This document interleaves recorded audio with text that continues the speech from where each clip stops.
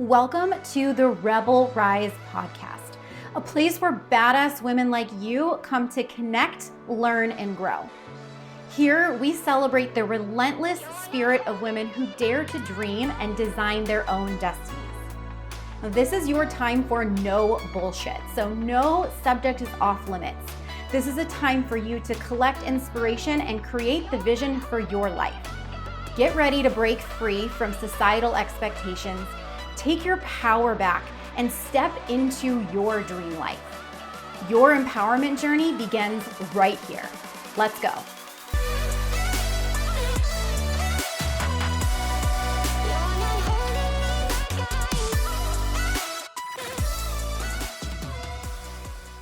On this episode of the Rebel Rise podcast, I am so excited to bring on Kat Roten, who is the founder and strategist of Impactful Events and Travel and is the host of the Imperfectly Impactful podcast. Now, I can't wait to get into this because I know she's got some really juicy views on life. And so I want to just start by welcoming you to the podcast, Kat. Thank you so much for being here. Well, thank you, Vanessa. I'm so excited to be here as well. And not only share my story, but just get to dig into all the good and juicy stuff and share with everyone.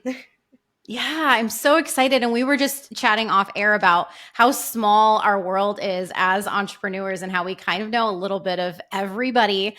And you and I actually just connected at a networking event out here in Phoenix, which was so fun to be able to connect and to just see how not only us, but other women really come together and have this really similar mission. And so I want to start by just having you share a little bit about how Imperfectly Impactful came around and what your mission is and your belief behind that. That's a loaded question to start with, but I'm just really excited. It's an interesting story to say the least. But so we actually were just talking about this Powerhouse Women, the event's about to come up with Lindsay Schwartz. And that I actually attended that event for the first time last year. And that was kind of the catalyst for me getting into the entrepreneurial space, meeting everyone. If I hadn't gone to that event, I would not be standing here with you all today. I was still at that time working in hotels. I'd been in hotels for a decade, and that's what I thought my path was. I wasn't happy, but I thought still my transition was going to be in hotels to like a different department, or I was going to move up and go buy my own boutique hotel. And when I attended that event, my whole world changed. I met women I never would have expected. They opened up opportunities that I would have never had. And so about, I think, 30, 40 days after the event, I was offered a job outside of hotels as an event manager. And during that time, I had joined Six Figure School with Lindsay, and she had given us a challenge. And I had given up alcohol. I had this job opportunity, and something hit me one day. I had never wanted to do a podcast. I barely listened. I'd been listening maybe for 6 to 8 months at that point. And something hit me and it was like, you need to do a podcast because your life's about to change a lot. Like you're in this huge transition. You should be sharing in real time, not in hindsight. So I had all this stuff come through and I was like, okay, great. I'm doing a podcast. Don't know when, don't know the name. And then again, something happened and I can't even tell you what it was. And I was like, it's imperfectly impactful because I was so tied up in my perfectionism tendencies, the people-pleasing tendencies that I do still have, but I've worked through to make them kind of healthier and benefit me in ways instead in my business and in my life. And it hit me and I was like, I don't have to be perfect to take these next steps. I don't have to be the perfect person to take the job. I don't have to be 100% qualified for whatever I'm doing. And so I was like, I don't have to be perfect to make an impact. And that's on myself and other people. And that's kind of where it came from, is Imperfectly Impactful. Literally what I talk about is you do not have to be perfect to make an impact on yourself or other people. And it's December 1st, 2023. I launched. Everyone told me not to because I was stressed to the max. I was in my new job at that point for 2-3 months. I was working 16, 20-hour days at times, stressed all over. And my mom and my sister looked at me and was like, you don't need to do this. You need to delay it 30, 45 days. And I said, no, I don't. Because I said, I have something to share and I can't tell you what, but I have to do this. And Imperfectly Impactful was born. I love that story. Like it's so interesting, but also like motivating. And first, I want to start by saying I also was in hotels and hospitality for 18 years. So I can definitely Wow. relate to you on that. That's actually a big Yeah. part of my origin story, too, is like I was so unhappy. I had to get out of that. But that aside, I think the biggest takeaway, at least for me in that story, the powerful piece is you not listening to those around you when you're like, no, I have this on my heart and I want to do this. And sometimes, most times, that is one of the hardest things for us to do, is to kind of push the expectations and the beliefs from other people, whether, they have good intentions, of course, but to Hmm. push those aside and just say, no, like this is on my heart. This is my calling and I'm going to do it anyways. So did you feel that in that moment where there was like hesitation, like, oh, maybe I should push it out 30 or 45 days because people I love are telling me that? Like, what was that process like for you? I'm curious. It was tough because I've always been the one listening around me. I mean, and you know this, and anyone who's ever worked in just corporate in general, when you're told something, it's like, oh, yeah, we have to delay. Oh, yeah, I got to make that change and pivot and go a different direction. So I was so used to it. But at the same time, I had been on that start of that journey and that transformation. So I was already starting to listen more to what I wanted and who I truly was versus what everyone else's expectations were. And that probably was the first time I made a decision for me versus anyone Mm. else. Because yes, the podcast, obviously, I'm here to inspire and motivate other people as well. But also, the podcast is just for me. It's a way I process through things. I'm documenting what's going on in my life. And then I get to bring on obviously guests as well, and they get to share their story. And I think that's one of my other favorite parts is like, just like this, we would have never connected this deeply at the event. We didn't have the time. We've got to talk a little Yeah. bit, but you don't dive as much deeper into our story and into who we are and like what we've been through. And that's what I love about the podcast. So, yes, it's for other people, but it was for me. And that was my first decision I made for myself. Yeah. Yeah. And I think that's where we all get stuck as women, is putting ourselves first, like Mhm. choosing us and deciding that we are going to forge ahead no matter what, right? Like even if you have a supportive family, like I was fortunate and I have a family who really, they don't question a lot of what I do, my crazy antics, being a entrepreneur, they're supportive, Yeah. but there's always this piece, like at the end of the day, it has to be me, right? They can't make the decisions for me. They can't lead me to the answers. They can't Mhm. do any of that. And so at the end of the day, no matter what your experiences or your upbringing is, you have to make that decision for yourself. And so I think I'd like to dig into that a little bit, and we can always go back and forth on what that's been like. For me, it's an ongoing process, and it's like I'll choose myself in one area and I'm like, yes, I've got this, like independent woman, let's go. And then there's other areas where I'm like, okay, I need to put myself first here, or I don't even know that I'm not putting myself first. And it's like an area that I've never even considered, like, oh, I'm looking for like external validation over here because I'm still not choosing myself first. And it's Mhm. so interesting with that dynamic for me. So it's like this ever evolving process and I'm always trying to figure it out, and there's always another way to choose myself. But I'm curious, like, what is that experience for you? Because I see anybody who's watching the video, like you're nodding your head. And so Oh I yeah, know that I'm you're I'm like relating to understanding this really hard. everything. Yeah. Yes. I Yeah. mean, probably 2 things recently have come up for me actually. This morning was one of them. So I this might be late for people, this might be early for people. I woke up at 7:30 in the morning. That's late for me. I'm not usually that type of person. And then we Mhm. are doing 75 hard. So the morning entails doing a 45-minute workout or walk, and then we make sure we have breakfast because we're trying to get our protein in a day. All these things where basically I was not working until about 9:30, 10 o'clock. I felt so much guilt for not sitting down and being at my computer. And it was the fact that I feel like I tie all of my worth and making money and just the validation of sitting and doing the work to doing that versus it just being I'm worthy of whatever. I have this time. Like be present, be where you are, don't feel guilty because no one knows. My parents aren't sitting here saying, yeah, you got to sit down and do it. I don't have a boss telling me, yeah, you got to sit down and do this work. Like I'm my own boss now. I get to decide and I can choose my time. So I didn't realize that though till this morning. I was like, I didn't realize how guilty I felt when I wasn't spending time on my business and I was taking care of me and listening to my body. And I've been Yeah. constantly doing for the validation, for people to say, good job, I saw your post. Great job, I saw you do this. And I didn't realize that till this morning. Like that's probably what the most recent aha moment that came through for me that now I'm just processing. But then I think back 4 months ago and kind of what you were saying, it like ebb and flows. You have these realizations.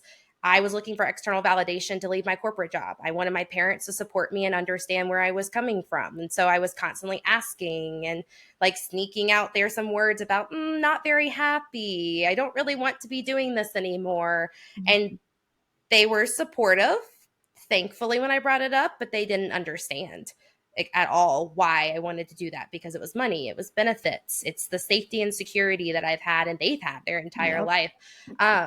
So yes, I understand. It's been a battle and it's up and down, and I've realized there's different moments over the past probably 6 to 8 months now that I've really started to become aware. And it's the awareness, I think, that comes down to it is I can learn about it quicker.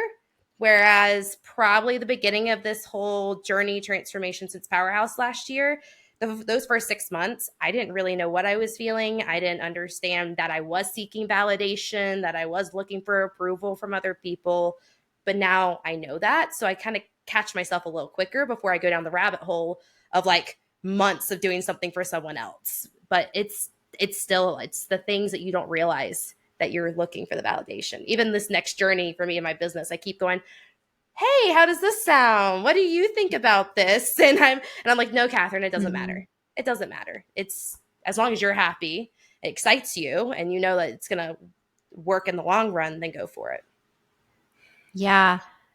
And I'm kind of connecting these dots right now, and you probably already have done this, but I'm just realizing and listening to you speak about your experiences that this idea of the external validation is also how we worry about our imperfections, right? Mm-hmm. Because if we let go of our imperfections and we can just be like, nope, this is who I am. Like, I'm a weirdo. These are the things that I do.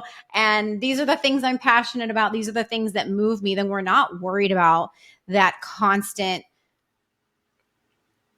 facade of imperfection, because we know perfection doesn't exist. But at least for me, when I think about people viewing me imperfectly, it's a defense mechanism. It's like I don't want people to see me be sad or to have like deep feelings. I think that's like a whole nother issue where it's like I was just talking to a friend about this the other day too, where you go in the bathroom as women and you cry.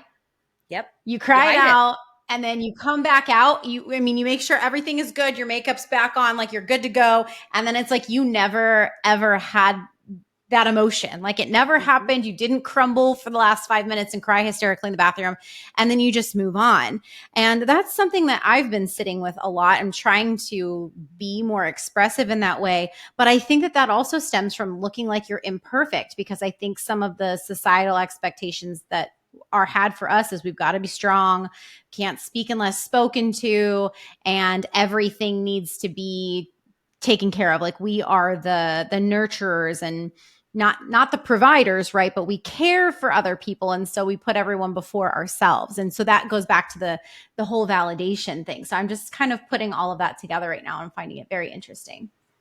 I think that's really interesting because you saying that it literally is the same thing. I mean, it's that we want to be perfect. Mhm. So we're not willing to take that next step or to show the emotion or to do a thing unless it's going to be perfect. And I feel like that's when we go and we start asking people, well, hey, what do you think about this? Because you're wanting to hear, yes, that's the right next step versus just doing it, seeing what happens, or just crying and letting yourself feel the emotion and then understand that you're going to be fine after a little while. And, someone might Yeah. look at you strange for a little while too, but they're going to forget about it because, I mean, the one thing I keep hearing over and over again is just people see you in the moment and they forget about it because they're paying more attention to themselves. Just like that's why we worry about what we look like, is because we're more worried about ourselves than someone else.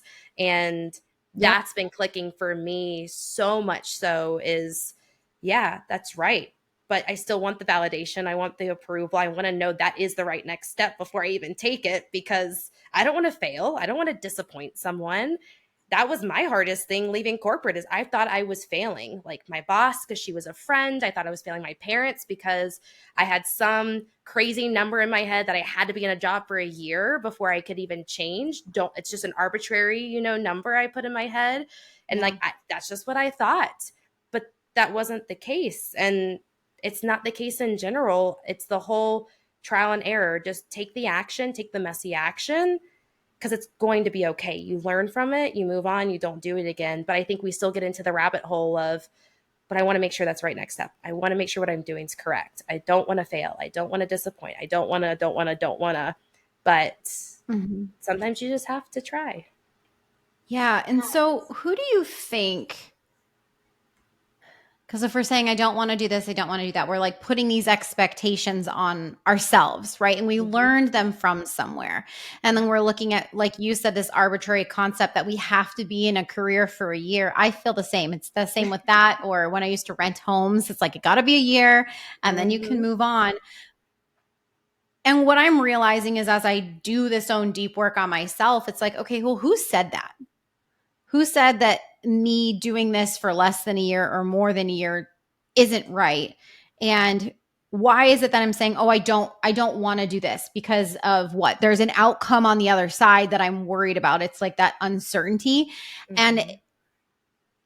I guess I'm just curious if you have a way that you are able to step back out of the situation and to now look at that, as somebody who focuses on this as a career, to say like, okay, these constructs are not my own. Here's where they came from. And then here's how I can step to the other frame of the situation and then not worry about that so much. Yeah. It's my parents and it's my mom in particular. And I'm a spitting image of my mom. Not quite like the physical look, but I am a spitting image from like my mindset and beliefs, because I did not realize how deep it went. And then my mom called me actually at the end of January. So I was not even 2 months into my podcast at this point. So I was like, I don't know, 12 episodes maybe in or something.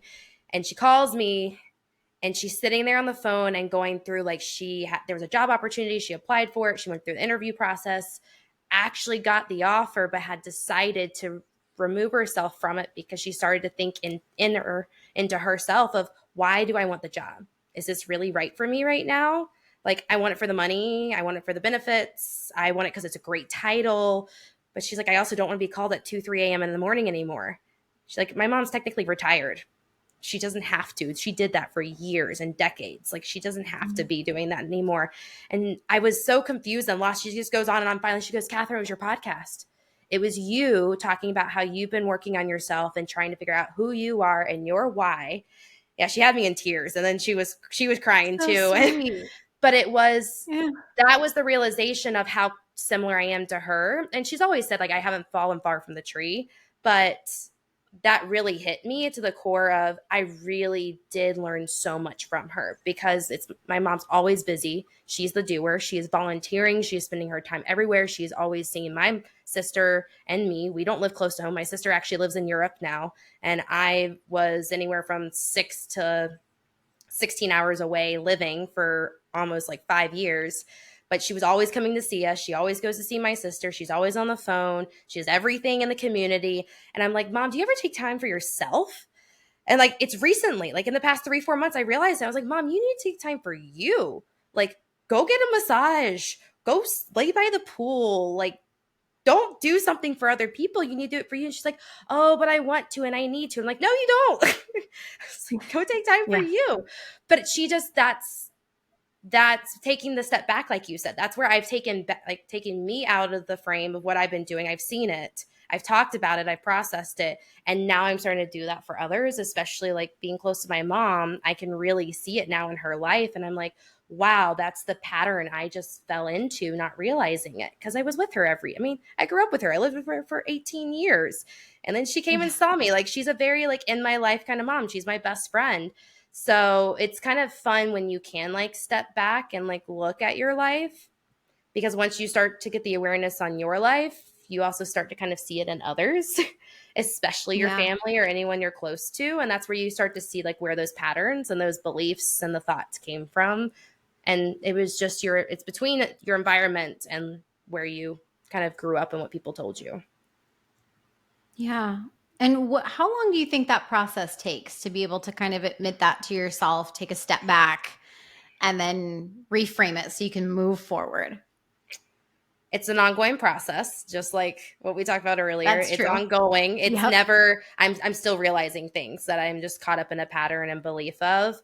Um, but I will say, if you put in the time and you put in the energy to like do the inner work, to take the time for yourself and allow yourself to be honest and open and vulnerable, it can be, I mean, for me, it's been 10 months, if not less than that in reality, that I've done this and been able to do it. Like if you met me a year ago from right now when we're recording this in June, I am not the person I was a year ago. I cannot have the deep conversations. I cannot talk about myself the same way. I did not realize how negative of a mindset I was in, like to me, even just thinking about myself personally. And now to like see where I am, it was the time, it was the energy, and it was saying yes to me over and over and over again.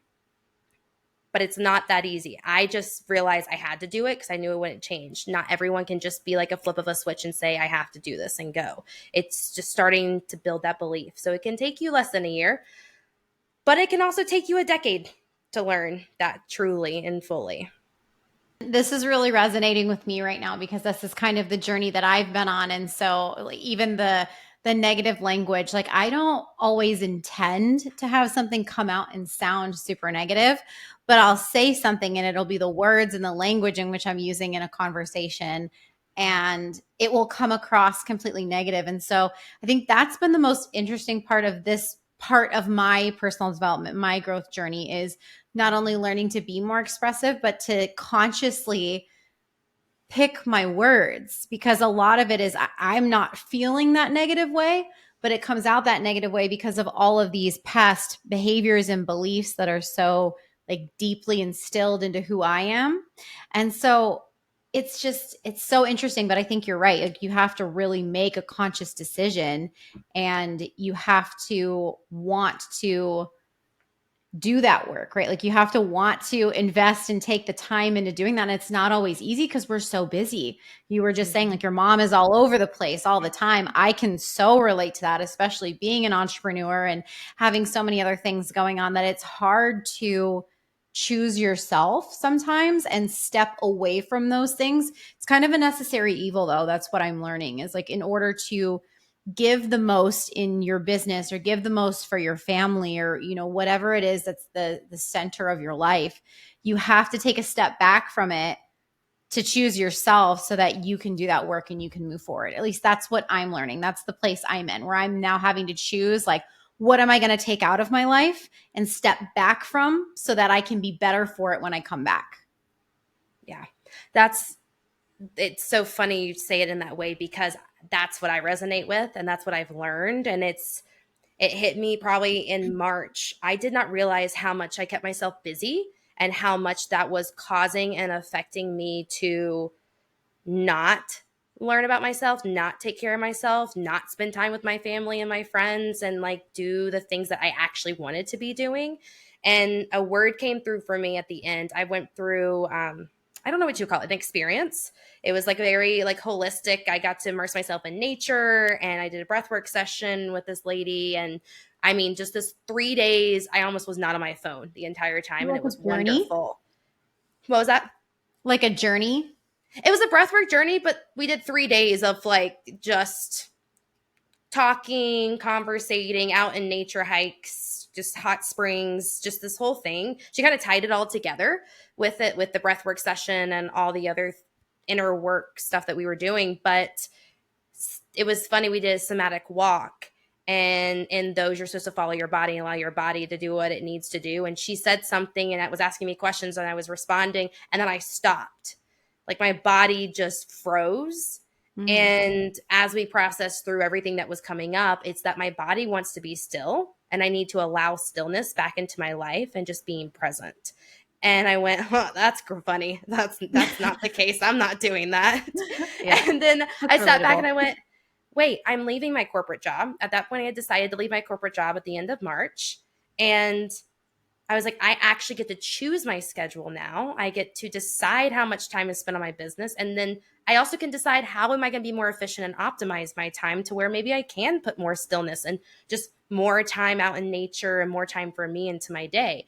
Kind of what I mentioned before. I've realized how much guilt I have subconsciously that I didn't realize behind that by allowing myself that time to be and do what I want to do.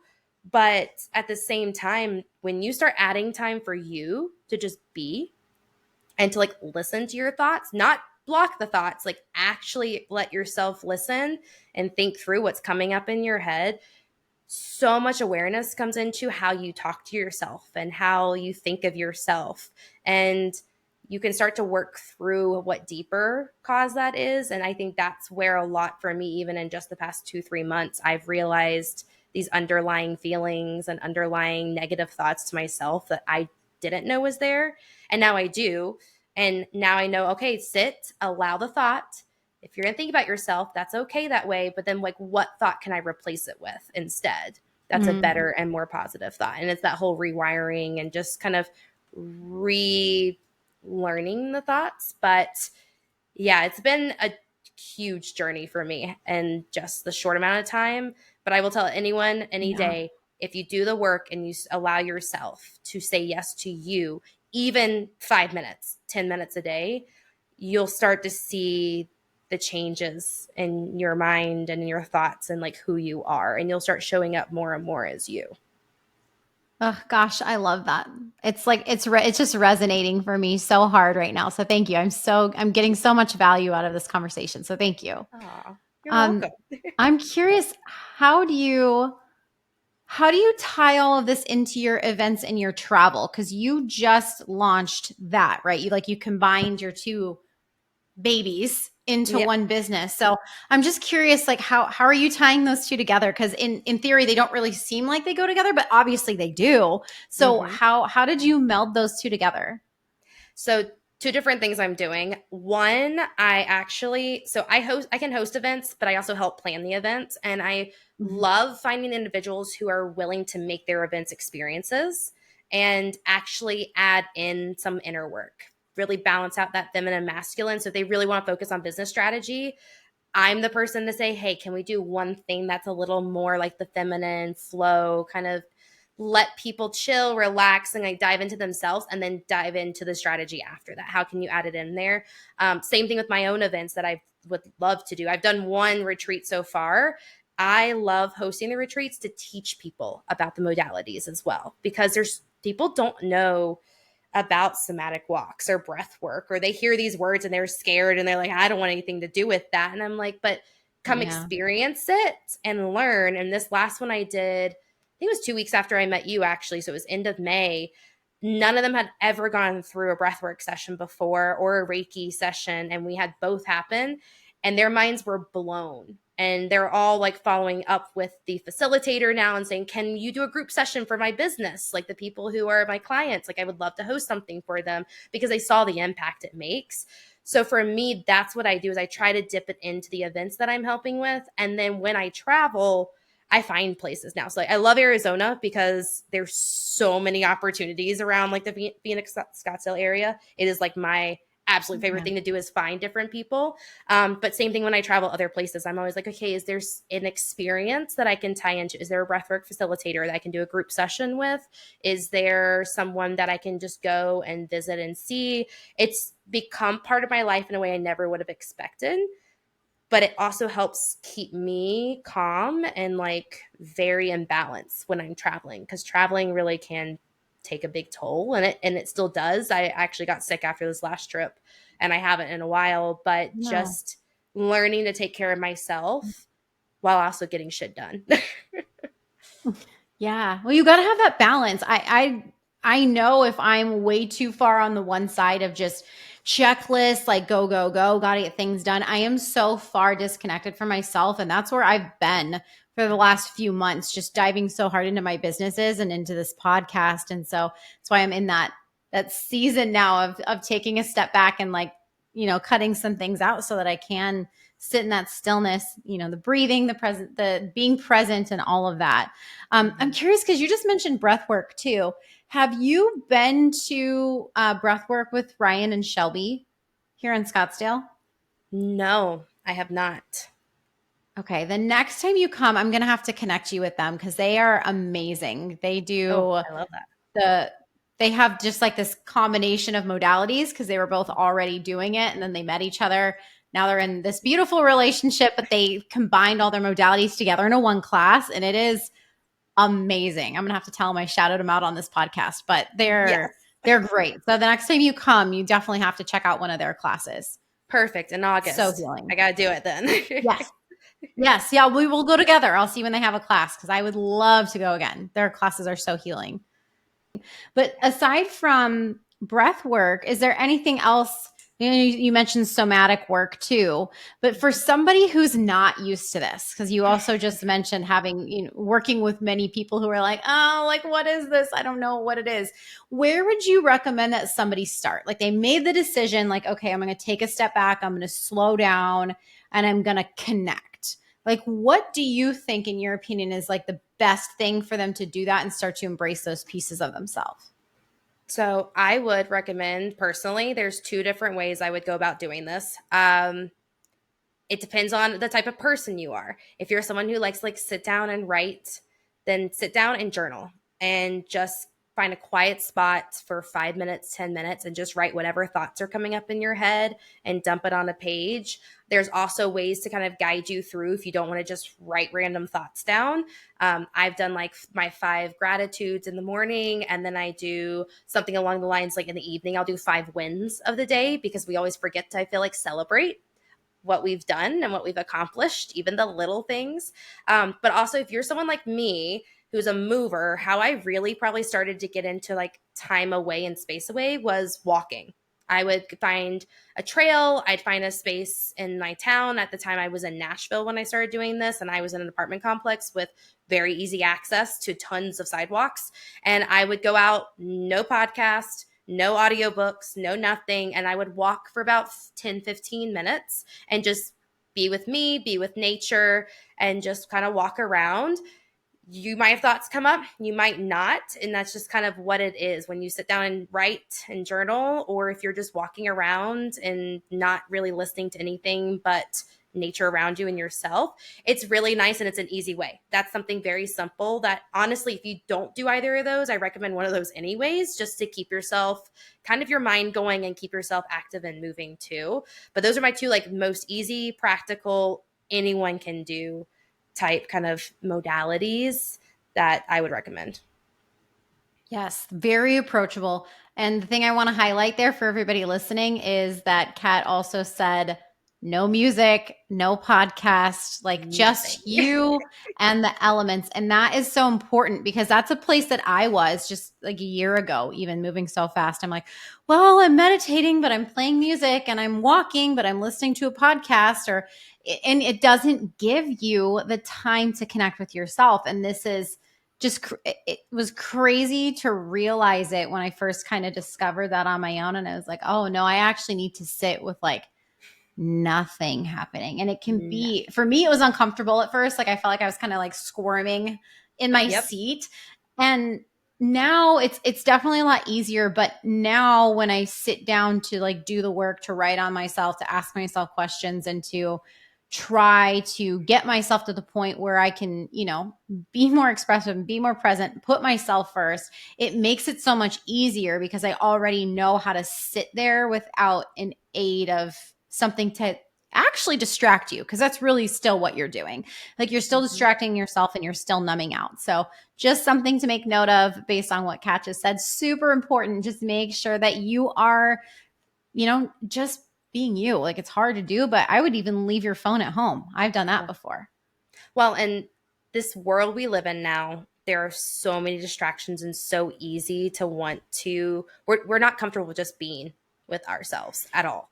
And if you struggle, so if you listening, you struggle with even being like, I can't do that for 10 minutes, I can't do it for 15, start with a minute or two. I don't know, walk your driveway, walk a lap around the block where you live, something very simple with nothing, and slowly build up, because you're going to start building that muscle of knowing that you can be just by yourself with nothing else and no other sounds but what's around you and your thoughts.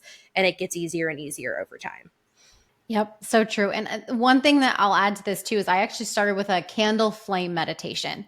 So I would just sit there with my eyes open. So if you can't even close your eyes, because girl, I was that way like 5 years ago, couldn't even close my eyes. I would just sit there and stare at a candle flame. I set a timer on my phone, which I don't need to do now because I'll just sit there until, I feel like I'm good. But that's also Mhm. another good place to start, where if you've got a really busy mind, it gives you something to focus on. I love that. I haven't done that before. So I need to Yeah, you try should that try one it. out because I love candles. I have too many candles around the house anyway. So Perfect. Yeah, definitely try it and let me know how it goes for you. I really like it. I usually do it in the morning, just sit there Mhm. for like, 5-10 minutes. Like you said, it could be 1 or 2 minutes, like whatever you have time for. But really, like you can make anything a moment to sit and slow down. But if you're looking for an intentional focus to slow down, it can be something like that, or a walk, or, whatever. But there can be other moments throughout your day where you're just being, Yeah, and that's it. No doing. I know. Nothing. It's so hard, but I promise it's possible. Yeah. Yeah. I love that. There's so much intentionality in all of this. And I think it's important that more of us get back to that. So thank you so much for being a pioneer in that and making that a focus of both of your businesses as well, and spreading that message. It's so important. Yeah, thank you. It's funny. I didn't purposely do this, but my two words for this year were discomfort and intentional. So that really, that's what I always come back Mm, to is this uncomfortable? Yep. Okay, I need to do it then.